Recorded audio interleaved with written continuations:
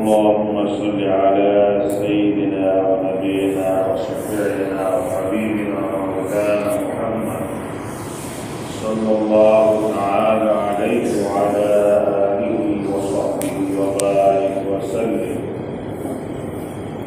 اللهم صل على سيدنا ونبينا وشفيعنا وحبيبنا ومولانا محمد صلى الله تعالى عليه وعلى آله وصحبه وبارك وسلم. عن عدي بن حاتم رضي الله تعالى عنه أنه قال: سمعت النبي صلى الله عليه وسلم يقول: اتقوا النار ولو بشق تمرة. متفق عليه. বুখারী শরীফ এবং মুসলিম শরীফে বর্ণিত হাদিস। হযরত আদী ইবনে হাতিম রাদিয়াল্লাহু তাআলা থেকে বর্ণনা করেন যে হযরত রাসূল করিম সাল্লাল্লাহু আলাইহি ওয়াসাল্লাম ইরশাদ করেছেন, তোমরা জাহান্নাম থেকে বাঁচো, যদিও একটি খেজুরের টুকরা দেওয়া সম্ভব হয় তবুও জাহান্নাম থেকে বাঁচার জন্য চেষ্টা করো। উদ্দেশ্য হলো জাহান্নামের আযাব থেকে বাঁচার উপায় একমাত্র নেক আমল। যে যত বেশি নেক আমল করতে পারবে এবং গুনাহ থেকে বেঁচে থাকতে পারবে সে তত আগে জান্নাতে যেতে পারবে। এমন কিছু লোক জান্নাতে যাবেন যে যাদের কোনো হিসাব হবে না, তাদেরকে কোনো কিছু জিজ্ঞাসা করা হবে না, বিনা হিসাবে আল্লাহ পাক তাদেরকে জান্নাত দান করবে।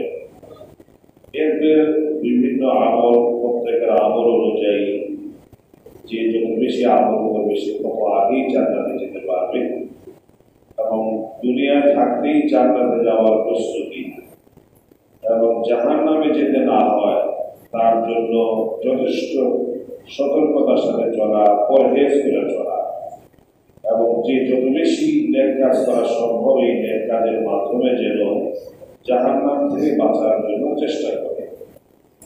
এখানে যে কথাটি রাসূল সাল্লাল্লাহু আলাইহি ওয়াসাল্লাম বলেছেন যে প্রত্যেকেই নিজ নিজ সাধ্য মতো চেষ্টা করে। নেক আমলও যেমন আছে, মানুষদেরকে দান খয়রাত করা সেটাও নেক আমলের অন্তর্ভুক্ত।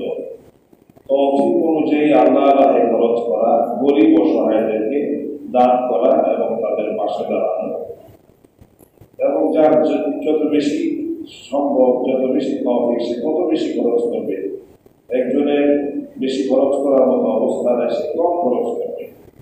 কিন্তু তারও যদি কম হয়, যে একটা খেজুর পুরা নয়, একটা খেজুরের টুকরা হলেও এটি দান করা এটাও একটি সওয়াবের কাজ, নেকি কাজ। অন্তত সেই এক টুকরা খেজুর দিয়েও সম্ভব হইলে এই নিয়তে হবে আল্লাহ পাক যেন আমাকে জাহান্নাম থেকে বাঁচান, এই চেষ্টাটা করা। অন্য হাদিসে আসছে তাও যদি না পারা যায় তবে কালিমা তয়্যিবা, একজনের সাথে তুমি ভালো কথা বলো, হাসি মুখে কথা বলো, সেটাও তোমার জন্য সওয়াব লেখা হবে এবং এটাও তোমার জাহান্নাম থেকে বাঁচার জন্য উসিলা হতে পারে। এই জন্য যথাসম্ভব আল্লাহ পাক যদি বাঁচিয়ে রাখেন, সুস্থ রাখেন এবং স্বাভাবিক রাখেন, বেশি বেশি নেক আমল করা আর জাহান্নাম থেকে বাঁচার জন্য সবসময় চেষ্টা করা। আল্লাহ সুবহানাহু ওয়া তাআলা আমাদের সকল